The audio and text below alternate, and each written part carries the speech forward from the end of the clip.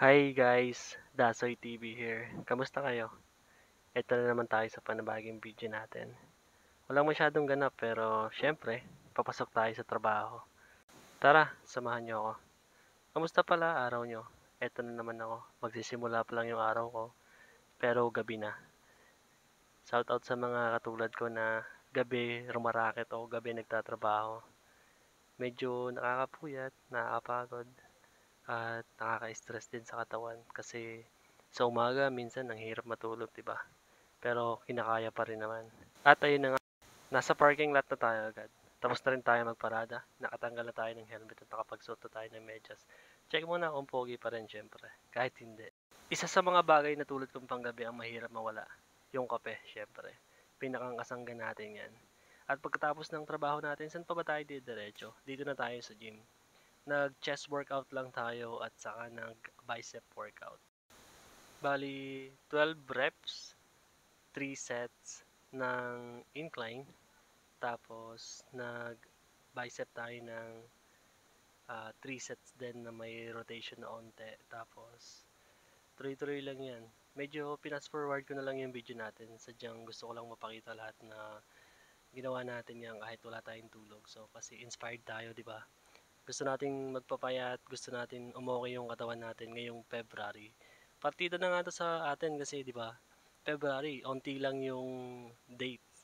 Tapos, ang bilis ng araw. Anong petsa na agad ngayon? Grabe. Kayo, hindi ba kayo nabibilisan sa February? Yung January parang napakatagal. Bali, 29 na. Akala mo, isang linggo pa ihintayin mo. Ganun katagal yung January natin nung nakaraan, di ba? Kasi may 31 siya. Tapos, biglang yung February natin. Kulang-kulang, di ba? Kasabahan nga nila pag pinakanak ng February birthday mo, syempre. Kala mo masama sasabihin natin, no? So, medyo mahaba yung video natin. Nagpahaba talaga yung gym workout natin dito.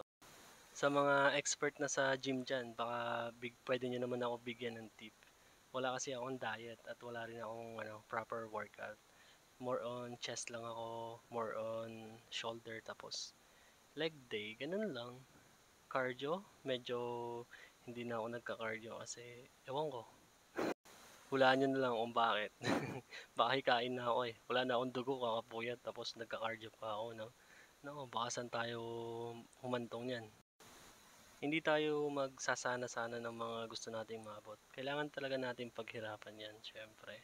Gusto nating gumanda yung katawan natin, edi pagsikapan natin. Hindi naman yan nareretoke, hindi naman yan nabibili, hindi naman yan hinihingi. Kailangan talaga tayo mismo sa sarili natin yung nagsusumikap para maabot yan. Parang isa yan sa mga pangarap na pag di mo talaga ginawa, hindi mo maaabot, di ba? Parang ganito lang yan, yung pangarap na walang gawa ay mananatiling pangarap na lang. So malabo mo siyang matupad kung hindi ka gagawa. Sabi nga rin nila, nasa Diyos ang awa, nasa tao ang gawa. So kahit ano pang hilingin mo, kung hindi mo naman pinagsisikapan, hindi mo talagang makukuha yung isang bagay, di ba? Wala naman akong gustong patunayan, wala rin naman akong gustong maliitin. Sadyang sobrang hirap lang ng buhay talaga dati. Hindi na tulad ngayon na kaya na natin magbayad ng bills, kumain ng 3 beses sa isang araw, sobra pa. Hindi tayo nawawalan ng pera sa bulsa. Okay na yon. At kung nakaabot ka sa video na to, maraming salamat sa panonood. Huwag kang mahiya mag-like, share, and comment mo na yan.